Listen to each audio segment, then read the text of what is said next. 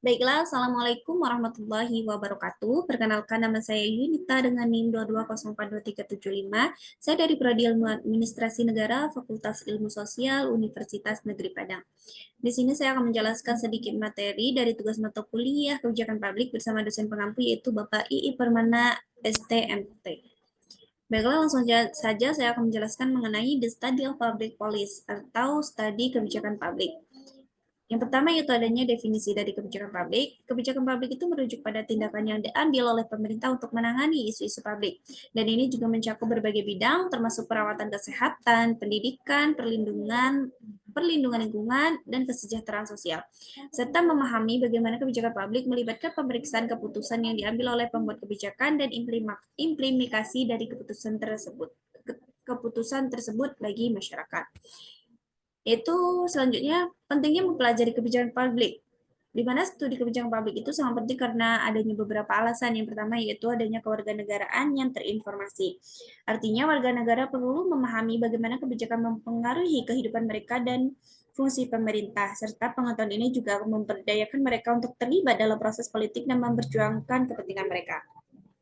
Selanjutnya yang kedua yaitu adanya pengembangan kebijakan, artinya analisis dalam akademisi berkontribusi pada pengembangan kebijakan publik yang efektif dengan meneliti isu-isu, serta mengevaluasi alternatif dan memberikan rekomendasi berbasis bukti. Yang ketiga yaitu berpikir kritis, di mana ini artinya mempelajari kebijakan publik itu dengan mendorong berpikir kritis tentang masalah sosial yang kompleks dan berbagai cara untuk mengatasinya. Ini akan membantu individu untuk menilai efisiensi, dan keadilan dari berbagai opsi kebijakan. Selanjutnya yaitu adanya pendekatan untuk analisis kebijakan. Artinya studi kebijakan publik juga menggunakan berbagai metode dan pendekatan. Yang pertama yaitu adanya penelitian kualitatif dan kuantitatif. Analisis dari menggunakan metode kualitatif misalnya seperti adanya studi kasus serta wawancara, dan sedangkan metode kuantitatif itu misalnya seperti analisis statistik, di mana ini untuk mengumpulkan data dan mengevaluasi hasil kebijakan.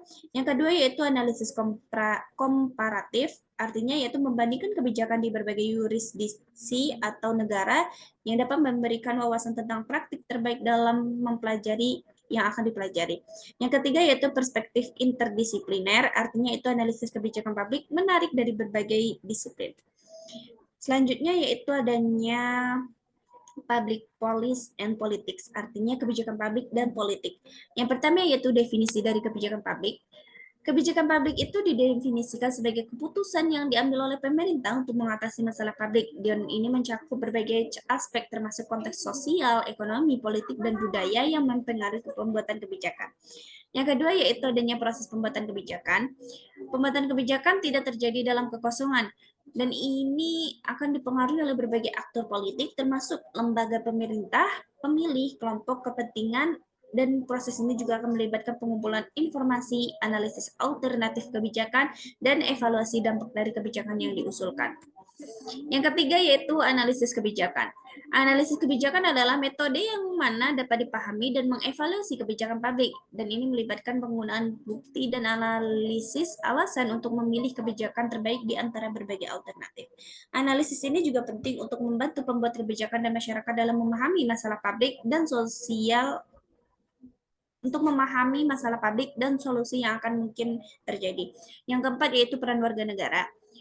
Warga negara memiliki peran penting dalam proses Warga negara memiliki peran penting dalam proses pembuatan kebijakan publik dengan memahami bagaimana kebijakan dibuat dan dievaluasi, serta mereka dapat lebih efektif dalam berpartisipasi dalam proses politik dan mempengaruhi keputusan yang berdampak pada kehidupan mereka.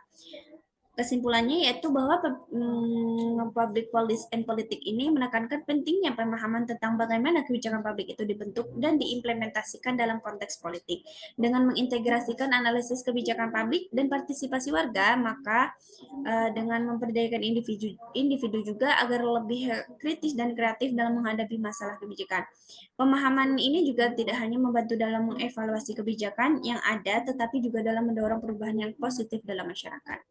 Yang ketiga, yang selanjutnya adanya government institution and politic actor. Artinya yaitu institusi pemerintah dan aktor kebijakan.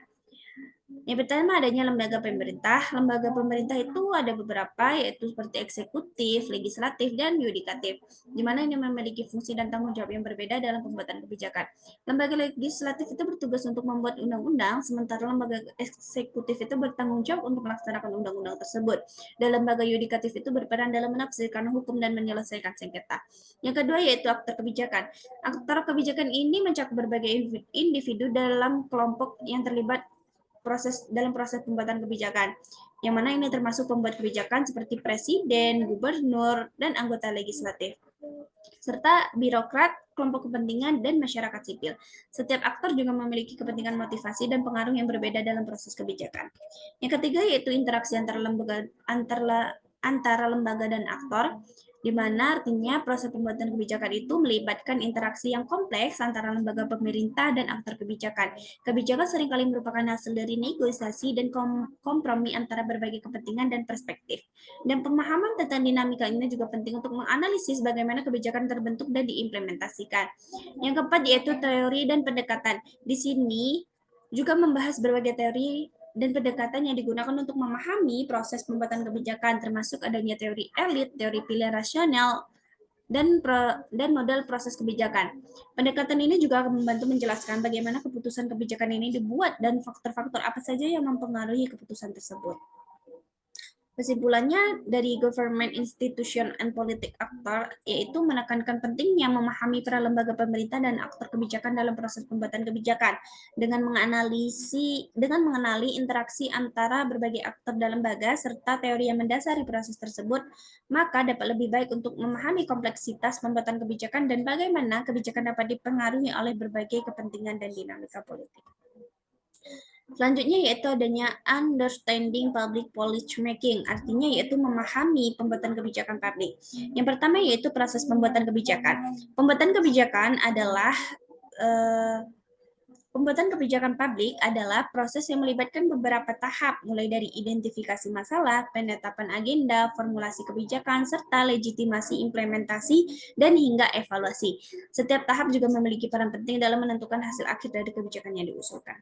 Yang kedua yaitu model proses kebijakan. Dalam hal ini, model kebijakan mengadopsi model proses kebijakan yang menggambarkan pembuatan kebijakan sebagai serangkaian aktivitas kunci, serta model ini juga akan membantu dalam memahami bagaimana kebijakan dikembangkan dan diimplementasikan, serta berbagai aktor juga berinteraksi dalam setiap tahap tersebut. Yang ketiga yaitu faktor yang mempengaruhi pembuatan kebijakan.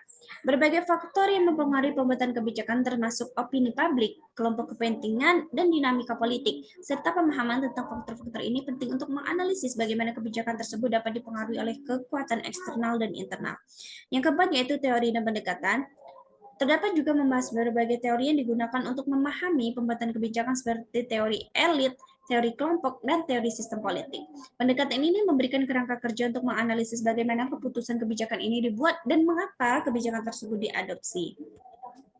Kesimpulannya bahwa understanding public policy making ini menekankan pentingnya memahami proses pembuatan kebijakan publik sebagai suatu sistem yang kompleks dan dinamis, dengan mengenali tahapan dalam pembuatan kebijakan serta faktor-faktor yang mempengaruhi serta teori-teori yang relevan, maka akan lebih baik untuk memahami bagaimana kebijakan publik dibentuk dan diimplementasikan. Pemahaman ini juga akan mendorong keterlibatan aktif warga negara dalam proses politik yang pada gilirannya dapat mempengaruhi hasil kebijakan yang lebih baik. Kesimpulan dari materi ini yaitu secara keseluruhan bahwa studi kebijakan publik mengajak individu untuk memahami interaksi antara kebijakan dan politik, serta peran institusi dan aktor dalam proses pembuatan kebijakan, dan kompleksitas yang terlibat dalam memahami dan menganalisis kebijakan publik. Dengan pengetahuan ini juga warga negara dapat lebih baik dan lebih aktif terlibat dalam proses politik dan berkontribusi pada pengembangan kebijakan yang lebih baik dan lebih responsif terhadap kebutuhan masyarakat. Sekian yang dapat saya sampaikan, semoga dapat dimengerti dan dipahami. Assalamualaikum warahmatullahi wabarakatuh.